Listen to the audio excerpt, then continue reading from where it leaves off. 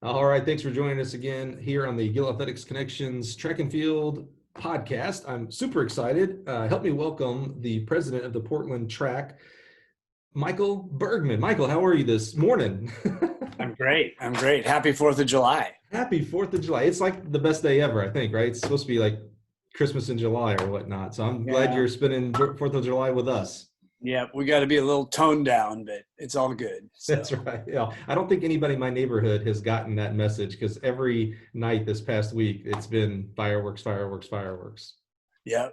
So things are good out Things there? are things are really, really good. Yeah, appreciate you asking. I'm super excited to have you here today because you actually have several roles that you play and have played inside of our great sport of track and field. We're going to focus today on your being the president of Portland Track. I don't want to gloss over the fact that you are a now former Nike employee designer.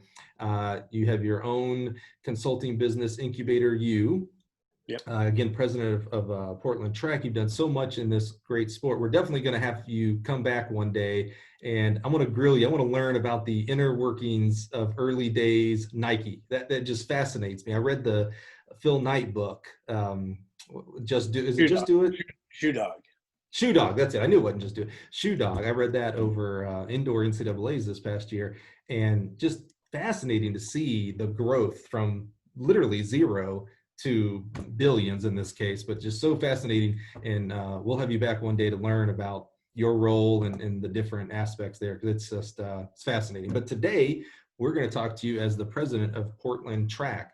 So maybe give us a rundown. What is Portland Track? What do you do as the president? Talk to us about that. Okay. So just a little history. I grew up in Portland and actually as a age group runner ran for the Portland Track Club. So I still have my old sweats, uniforms. So it's really pretty exciting to come full circle and become the president of this organization. Portland Track is a 501c3 nonprofit that we put on several meets a year in the Portland area.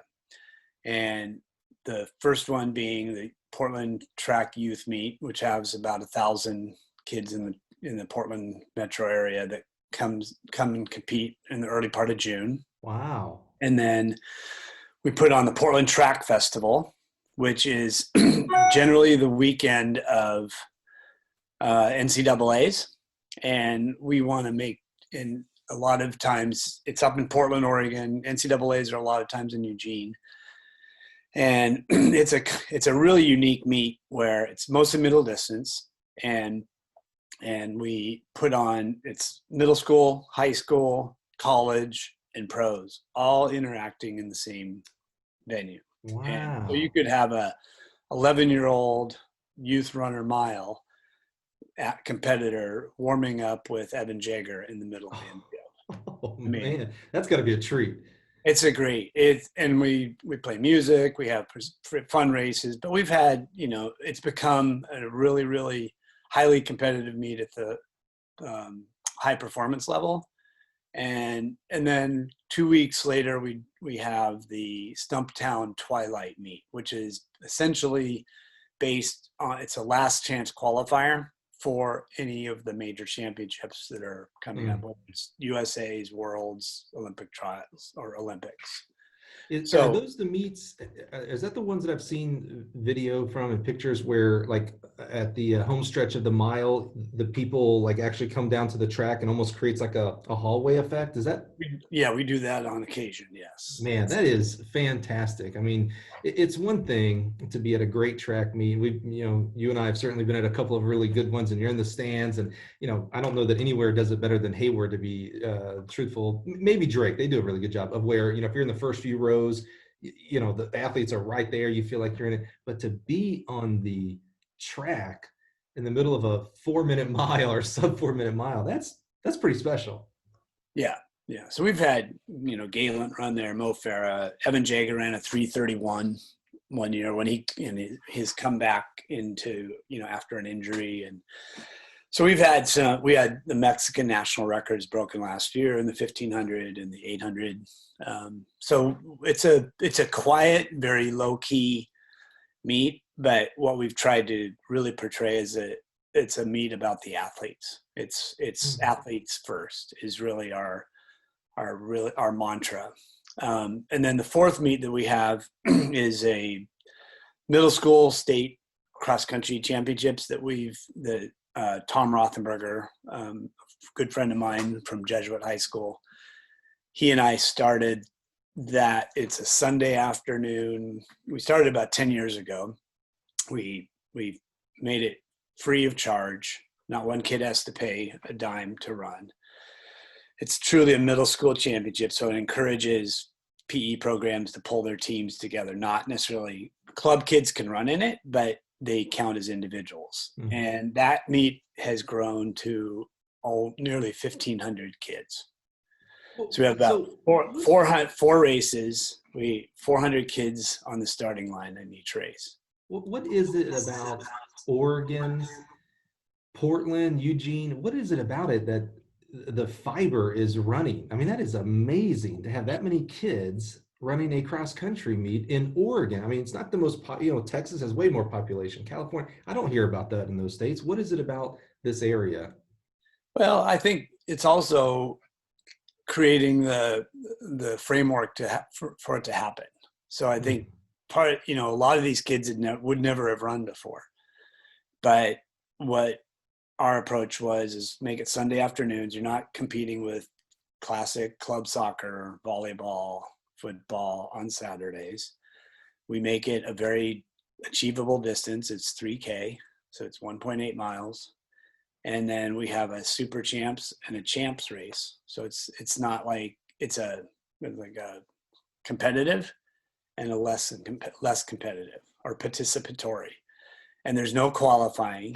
You just show up, you just sign the waiver, and we do it with chip timing. And we have a great partner with Western Oregon University. They have a phenomenal course. We've actually outgrown all the courses that we were in. Yeah, right. So our race this year was pretty cool because they had the Pac-12 championships there this year. And so the paint on the ground was still fresh from the Pac-12s when our kids were rolling through the finish line. So is that Portland Track's main thrust is these 4 meets, or are there other things that the organization does? Yeah, so about 4 years ago when I took over as the president, I really, coming from Nike, I always feel that it's really important to establish your brand vision. Okay, so I pulled together a colleague of mine that does really great brand work, and so we pulled the team together, and we were just doing these meets and then kind of going to sleep for 9 months of the year, and then I can never leave anything just sitting there. So it's a blessing and a curse. Right. So we rebranded the organization, and it really didn't take much. But what we all agreed upon is like, hey, we want to be, Portland Track wants to be about athletes first, whether you're middle school, high school, college, or pro. And it's because we already have meets in Oregon that are like the Prefontaine Classic and NCAA's that are very, very big brand, operations. And so the other piece is we also wanted to expose this amazing sport to so many other people. So what we ended up doing is I had my first year between Portland Track Festival and the Stumptown Twilight, I had a speaker series it happened to be just a week between the 2 meets. And I had Mikey Brannigan and his coach, Sonia, in town. We hosted them for both meets. And he was trying to qualify for the world or the Paralympic Games, or he's trying to hit certain times. But I was able to interview them during the speaker series. And then shortly thereafter, part of building a brand, it really, what it does, it starts to attract really talented people, because then they want to be part of it. And so I have a uncanny ability to, when people come to me as a representative of Portland Track, they say, "Hey, how do I get involved?" That's the wrong question to ask. Well, let me go through the list. No, but I turn it around. It's like, what do you like to do? And so so this is after I had this speaker series. We had finished the Stumptown meet, and the guy who works at Nike, his name's Jeff Merrill, approached me. He goes, "Hey, how do I get involved?" I said, "I'd love for you, what do you like to do?" He goes, "Well, I really like to write." I'm like, "Oh, that's cool." So, and then I started thinking, it's like, man, it would be great to have a year-round speaker series. So that same week, Andrew Weeding retired from the sport, and he moved up to Portland. And I found out that he, basically he was trying to figure out what he wanted to do next. So being a parent and a mentor, and, I set up a breakfast with him, and I just said, "Hey, Andy, what do you want to do when you grow up after you're a two-time Olympian?" Right. And I don't know if you've seen, but he had like a pretty funny YouTube channel when he was at Oregon. I think I remember that. Yeah. Yeah, he's kind of a goofy guy. Yeah, I kind of remember the goofiness in a good way. Yeah, Right. yeah. Yeah. So she told me, like, "Hey, I'd like to make videos." I'm like, "Oh, that's interesting." Jeff likes to write, and Andrew likes to make videos. So I pulled the two of them together for lunch one day. I said, "Hey, you guys, I'm not that interesting. I had the speaker series thing, and I would much rather you guys figure out what that looks like." And so they came back to me and they said, "Hey, we want to do a show." I was like, "All right, what do you need?" It's like, "Well, we need studio, we need camera equipment." So I was able to work and get a really amazing studio called at Downstream Media. It's friends of mine that through the track community. One of the CEOs, a former world class pole vaulter. Oh, So wow. Tim Canfield. And so they loved what we were doing. So we had a free studio. It had one of those huge, big Wow. flat screen things where you could actually have the video screens in the back. And that's what Yeah. Downstream does. They build those for major stadiums. Oh, yeah. Okay. Yeah, Right. like Mission Impossible stuff. Anyway, so we started Tracklandia and started with once a month.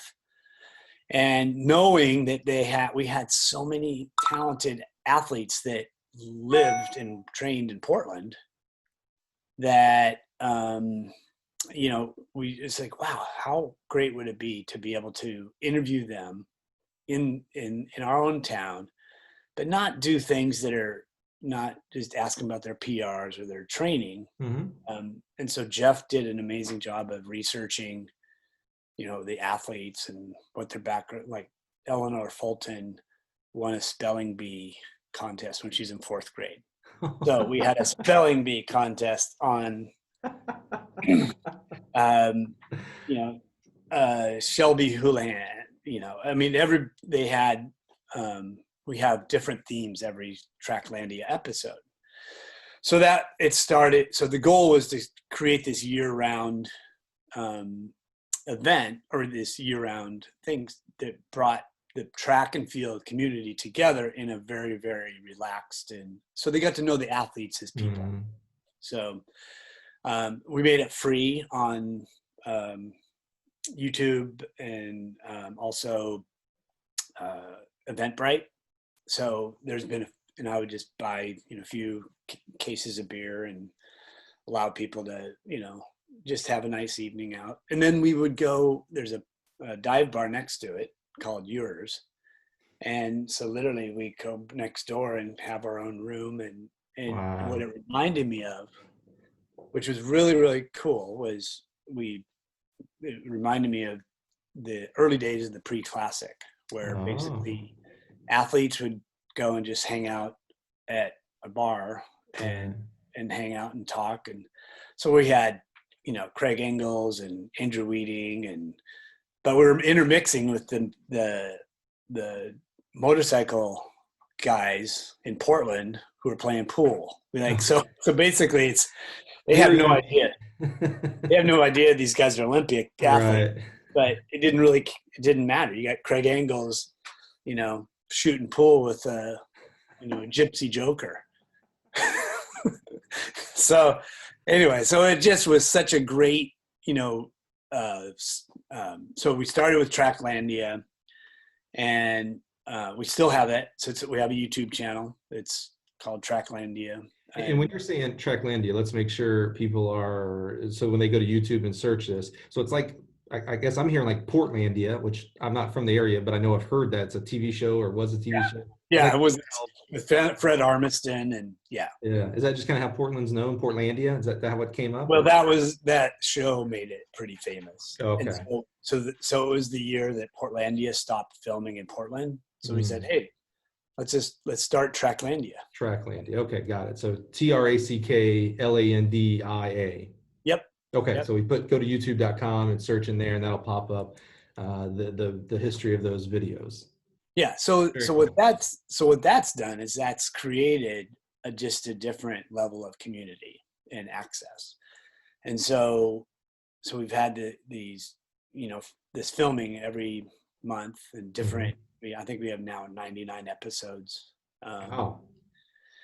And then through that, just another, you asked about the 4 meets. Last September, we were asked in August to see by Jerry Schumacher's group, the Bowerman Track Club, knowing the World Championships were really late last fall. Knowing that he knew, 1, we could put on meets, 2, we could do it in a way that was really, responsive and agile. And I tried to position Portland Track as almost like the special ops for track and field, where we can be able to create these pop-up meets, with 80% of the infrastructure is done, and then that 20% we fill in. And so he asked us to see if we could put on a 5,000 meter race to allow some of his athletes to hit world qualifying standards. Now that sounds on surface easy, right? It's one race. Yeah. However, I have a suspicion it's not. It's easy for me on the outside to say that's easy. What went into doing something like that, and what were the results? Well, in order to have it officially, you have to have a rail. So he called us, he called Jeff and talked about it. And part of my approach with Jeff and the team is to, when ideas and things come up, it's not about no, it's about, hey, how are we going to get this done? So early August, the race was, requested for these guys to come down out of altitude. So the race timing would be about early September, which would also coincide with great training opportunity, peaking for the World Championships for the ones that were going. And so we had to find a location that had a rail. And by then football's starting to show up, and it's hard to find a location. And we happen to, just because of the relationships we have, this is actually a great part of the story, we happen to identify with Bainon, the Hayward Field had been, as you're familiar, had been completely leveled and rebuilt, but they saved the rail. And the rail was sitting somewhere in storage outside of Eugene, just sitting there. And so a colleague of mine made a phone call. I got a hold of Robert Johnson, asked him what he was doing with the rail. And he said, it's just sitting there. It's like, okay, I'll have people there in 2 days. Oh, yeah. Loaded onto a flatbed trailer. and we hauled it up to Nike. What the Nike track is built. I don't know if you've seen it, but it's an amazing 400-meter track that has a forest in the middle of it. Yeah, I've seen pictures. I was actually on campus when I think it was either 08 or 12 trials where we did the hammer throw Oh yeah, on Nike's campus, and I never was able, because we were so focused on that event, I was never able to go and swing by and go see the track. But the pictures it almost looks not real because of the amount of trees and stuff. yeah. I mean, It is unreal. fantasy land. Yeah, yeah, yeah. So that's the track you used for this race. Yeah, and and so Jerry's request was, hey, my guys are familiar with it. They train on it all the time, but it's not an official track because there was no rail. Oh, okay, okay. So we happened to find the rail. We hauled it up there, and we got it installed, and that was actually before Nike even knew about it. Oh, they didn't even know this is happening. No. So hey, wait a minute. We're going to publish this. Do they know about it now? Yeah, yeah. Oh, okay, all right. Well, and part of that is the 30 years that I had at Nike. Sure. I walked around there like I still work there. So, and I knew enough people that they knew the intentions were good. And, good. And I didn't want to get you in retro trouble. Like, hey man, you did this last year. No, and it turned out to be, as you can see, it's like the positioning it's all about the story. It's like, look, we found Hayward Field's rail, and now it's residing on Nike's campus. How beautiful is that? Right, right. It's like, how could you get mad at something like that? Right. So we saved the rail. Awesome. Save the rail. Yeah, that's right. So how did it come about to actually have the race, and how do you do a race with a forest in the middle of it, by the way? I don't understand. Well, so we had to work with IAAF or World Athletics, USATF. So once you installed the rail, we had to get the track remeasured in 42 different locations. We had to have it surveyed to mark the 5,000 meter starting line. And then we needed to get, make sure that, one of the challenges was because the forest is in the middle, there's some rules that say you have to see across the track, but somehow we were able to kind of get beyond that, little stipulation. So to make sure people weren't cheating or something. Right. But so anyway, there's not like a little bike on the other side. And so for the backstretch, they're just biking it and hopping off real quick. Right. Exactly. So we literally got the rail installed, got it certified, got everything set up. So this is where Jeff was brilliant. And we ended up having he approached me and said, hey, I would love to figure out how we can document this and create a small documentary about this race. And so we hired a really talented filmmaker, RJ McNichols, who, basically we paid for him to come up, and as the athletes arrived from altitude, he actually captured like the interaction between Jerry and the athletes just before this race. It's almost like being at a practice. It's on our YouTube channel. It's the documentary is called The Hunt. But The Hunt. Okay. Yeah. And the hunt meaning, hey, these guys are going to hunt for some times through the forest. And so it was through the forest. Kind of a Hansel and Gretel. Yeah, that's cool. Yeah. So the idea, literally the race was September 9th. It was on a Tuesday night at 9:00 at night. We got everything confirmed on on Thursday night. So I called Nike events and security on Friday afternoon. Was that the first time they found out? Most of them. There's a few people not getting it, but on Friday night, and basically then it became, it's like, hey, it's not going to be during work hours. We just want to ask you where people can park if they show up, kind of in just kind of a casual. And so basically we worked with them, let them know it was happening. And it was just the one 5K race. Yeah. So it's not like, hours of a track meet. We're here for one singular event. And we started promoting that it was happening literally earlier that afternoon, because on Monday it was thunderstorms and rain, and it could have been postponed. So on 4 o'clock on Tuesday afternoon, the sun kind of broke. The weather was, the skies were clear. It was, the air was cool. It was like perfect conditions. And So then no one in regards to a general audience knew this was going on until the afternoon of. So no one was there then. It was just it was a solo trial 5K, and the guys like you and the timer. That's all that was there for this then?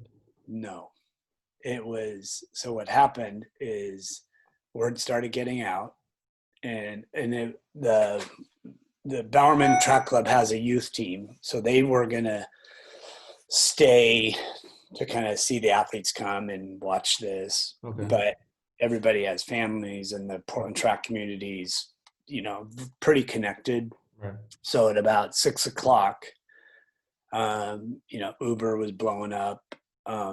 People were arriving. At 6. The race is at 9. Yeah. Holy cow. And so we had people from the Oregon Sports Authority there helping guide people to the track, so they weren't just wandering all around campus. So we had some signs, and so at the end, by the time the race started, so we had a DJ that played music. We had some of that balloon lighting that was you'd see in construction sites and there were some small lights. There were some lights around the track. We had athletic timing there. We had Runner Space was filming it, and then RJ was filming, everything, and then about 3 or 4 phenomenal photographers. So then we ended up, the race took off at 9, and the track was surrounded by about 2,500 people. No. But hold on. Maybe there's a misconnection with my microphone here. 2,500 people show up the afternoon of, the night of, for one race on Nike's campus. Yeah. Dude. Hey, that shows you the power. If things are done well, we can get people to track events, for crying out loud. Holy cow. 2,500. That's amazing. I don't want to say only in Portland, because I want this to be in Austin and Jacksonville and Boston. This is amazing. Holy cow. So who were in the race, and how did the race go?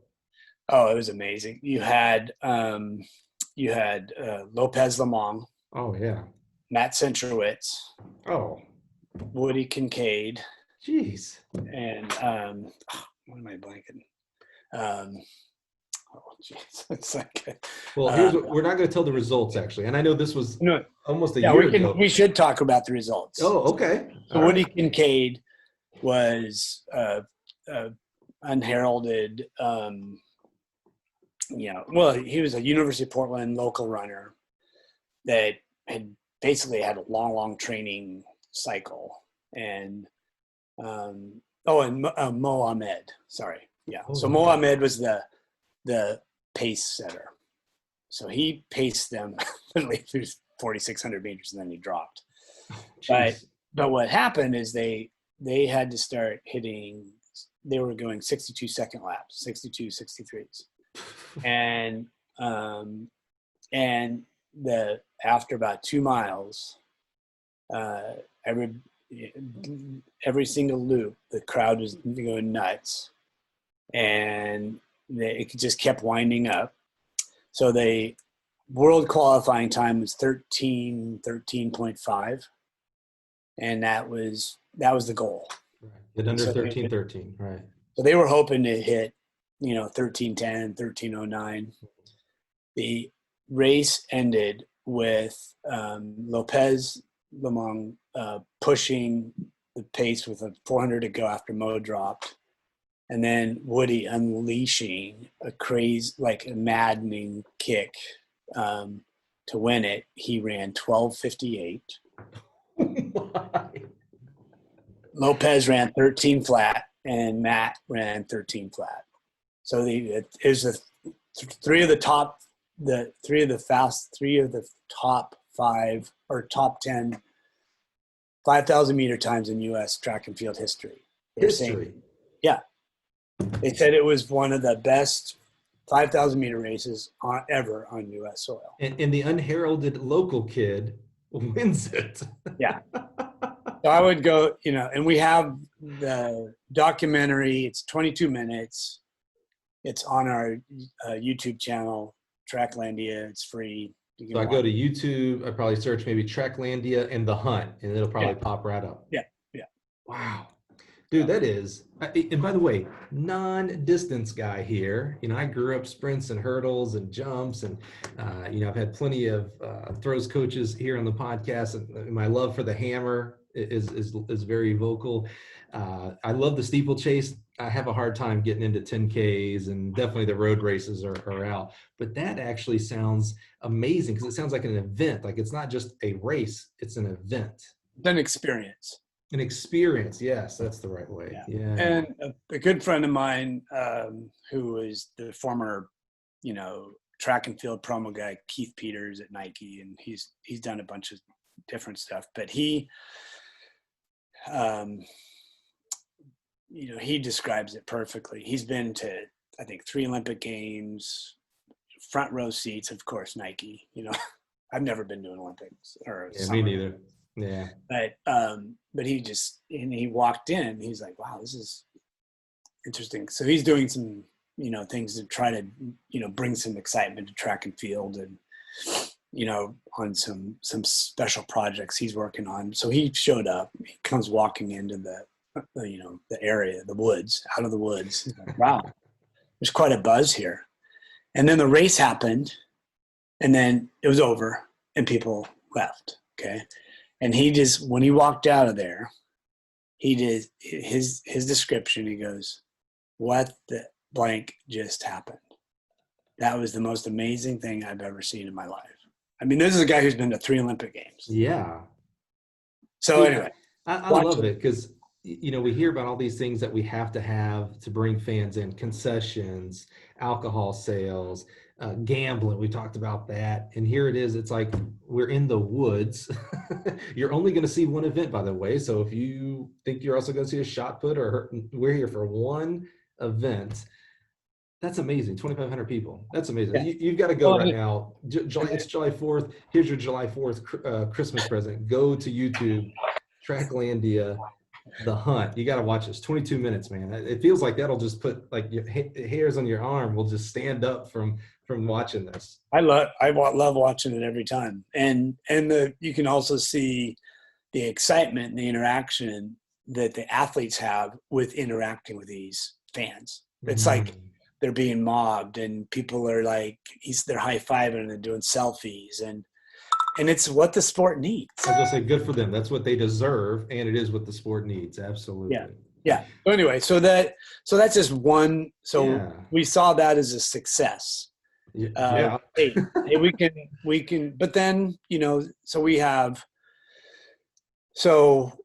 come this spring we had the coronavirus hit and all these safety thing, different states were approaching it differently, and we held off canceling anything for Portland Track until May 1st. I made as our board, and so we continued to film Tracklandia, and actually we did. Jeff started filming Tracklandia in his basement without the crowd, without the audience. Yeah. So hey, no excuses. I love that. That's awesome. Yeah. So we did that, and then the other thing he started this summer is it's on our Tracklandia channel. It's Wow Mystery Track Theater. What's that? It's he interviews athletes about what there's 2 pieces of the theme. One is what was the single event that changed the trajectory of their career. And it could have been a loss. It could have been a great race. It could have been getting beat by somebody and motivating them. So then he plays the clip. And then at the end of the 10-minute show, he has arranged to have them share their favorite dish, and Oh, they both cook like it. food. Yeah, they cook it in advance and then they eat it at the that closes the show. Oh, So wow. like, What is a favorite dish of some of these athletes? I mean, I feel like it's all going to be healthy stuff, like wheatgrass, and well, I think Ryan Krauser's was like a German pancake or something like that. I'm shocked it wasn't A something Dutch, fish. a Dutch baby. Yeah. Oh, yeah. Okay. I thought you were going to say fish for him. If you've ever seen his social media, man, Yeah, these guys, I'm not even doing it right. You got to get, if you're watching us on YouTube, I can't even get my hands far. yeah, Him and his dad, who was an amazing guy, one of our yeah, good friends here, a dealer of ours, just great people. And Ryan, amazing guy. Beyond what he is as an athlete, Ryan is just a great person. yeah, So I would have thought it would have been some big old fish. That's funny. Huh. yeah. So I'm talking to him too. He's an Oregon guy. Yeah. And I know the family, and you know, Famous family. so that's one of the things that we've talked about doing is, beyond the middle distance stuff, can Mhm. we create a street shot? Can we have a shot put contest with Ryan and his buddies on the Mhm. waterfront in Portland? Yeah. Kind of like what you did with the hammer at Mhm, Nike.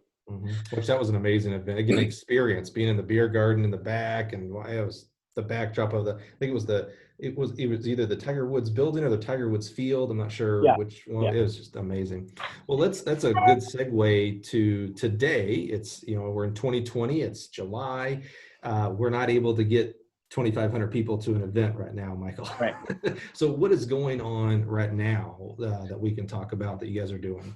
Yeah. So as I said earlier, we made the decision in early May to not hold the Portland Track Festival youth meet, Portland Track Festival, and then we held off on the Stumptown Twilight because we wanted to just kind of push our timeline and see what we could Right. do potentially safely. So, but with that said, we looked at we have great relationships with some of the other organizations in Portland, the Portland Thorns, for example. A lot of our women's pro soccer team, Okay. a lot of the athletes, which is funny, a lot of the athletes come to the Tracklandia shows. So we know, some of the players, and we have a great relationship with them, but they were starting to practice. So they made the introductions to us in May and June to their trainers and their medical staff, so we could understand the protocol that they were going as a professional organization Mm-hmm. to keep their players safe. Because, soccer is in theory a contact sport, but Yeah. they've got to train. Mm-hmm. And so we started intersecting, these ideas and seeing, okay, what can we do potentially safely? And we're still in, phase one in Oregon, which means no gatherings, more than 25 people. Mm. So a regular track meet, you have 25 officials. Right. So Yeah. Yeah. so Easily. so so you have to be super creative with how you potentially even put something into play. And the other piece is we've got 3 amazing training groups that reside in Oregon, and we have relationships with each of the coaches and the athletes. And the coaches, these athletes are still training. They're doing it safely. They're doing it in pairs or small groups, and they still want, their fitness levels are phenomenal. Mhm. And we wanted to figure out a way to allow them to test that in a safe environment.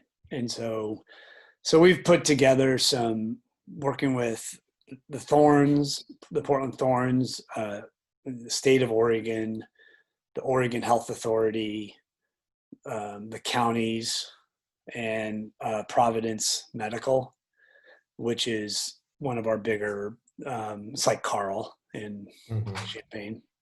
Um, and basically the requirements, to have a safe event is, one, you need to be tested for COVID. Mhm. Um, and USATF has a requirement of if an athlete runs in a race or an event, they have to have 2 COVID tests within a 48-hour period Wow. within a week of the competition. Like a before and after, or both after? Before two Yeah, within before. 48 Yeah, hours. that makes sense. Okay, yeah. Yeah. So just to make sure they don't have it. So make Mhm. sure it's not a false positive or Right. Right. whatever. Um, so I mean that's been I would say the lion's share of the work is really putting on you have a timing and officials and a track is Mhm. or the 3 elements that you have to have, but also the safety elements, making sure people's temperature is screened before Mhm. they step in the stadium, make sure there's people wearing masks, people are washing their hands, no high fives. Yeah, that's hard, right? Yeah, Yeah. absolutely. So, Yeah, yeah. so all of these elements, we've started all of this planning, and so we're putting on an event that will have no spectators, which, Mhm.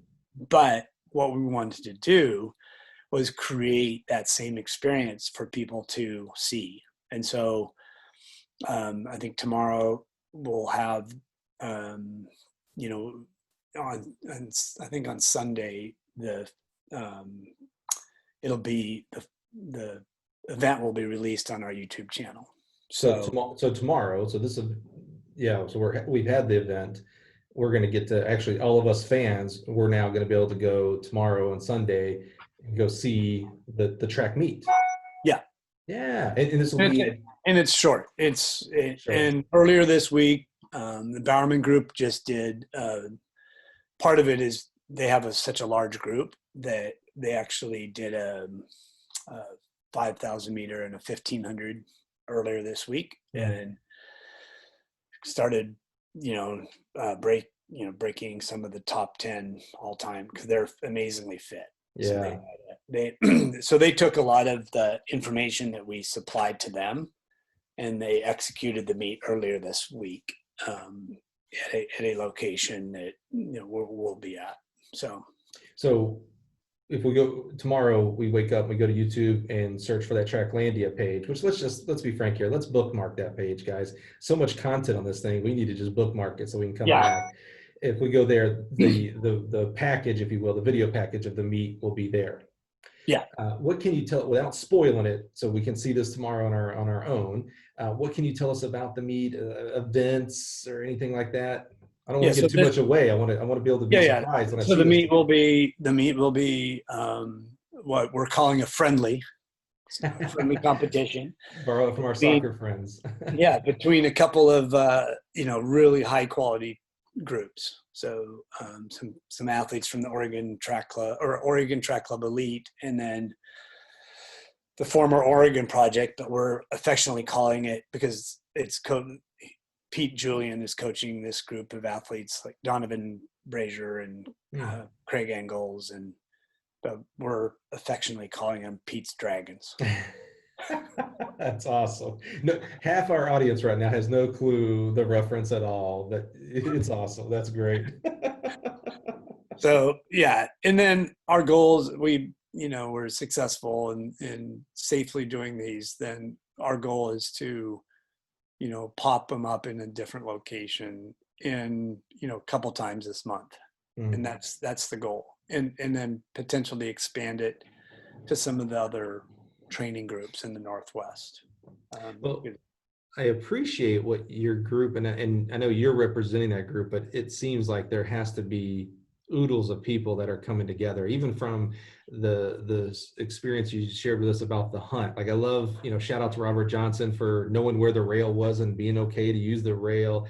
RJ and all these guys coming together to create this. Especially, it's one thing to do it, in our past, our pre-COVID, getting the space and getting the word out and getting people there. There's so many precautions that you have to take now. Like I said, we can't get those 2,500 people. And here's the thing, you've shown that you can get thousands of people, but unfortunately we can't have them. So the next best thing is, okay, can we have these competitions and then package them together so that the audience, we, the fans, we can see these things. I just kudos to you for continuing to grow our sport. Growth is good, and we need things like this. Yeah, and I think the strategy of us putting it out on YouTube is really making it accessible to everybody, not just people that are, you know, super fans of the sport. We want people that don't know, that can appreciate the amazing athletes that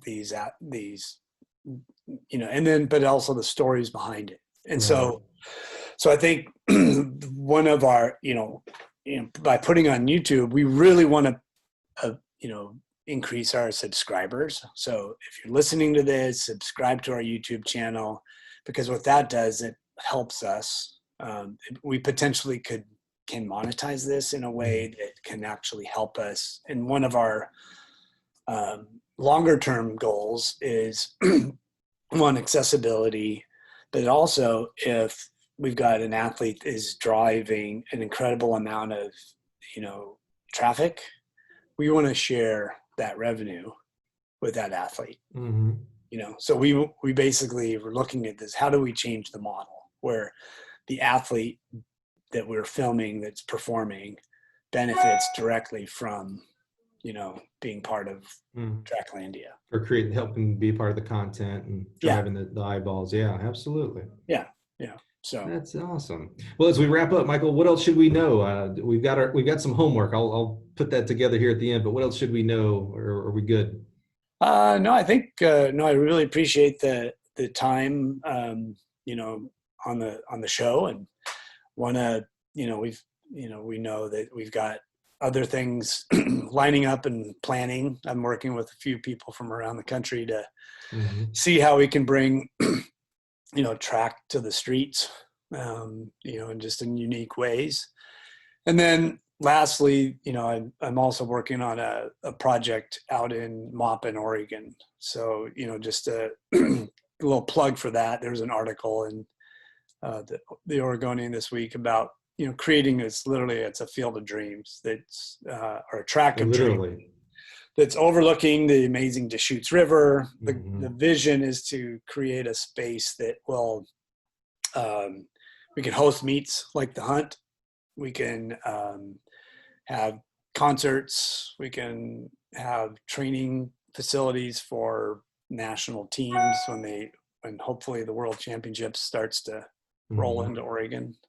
So, I mean, that's really kind of laying the groundwork for that. So, if you can send that link out, but it's pretty exciting. Craig Engels wants to break a 4-minute mile on the old cinder track. It's triangular. So he's been out there.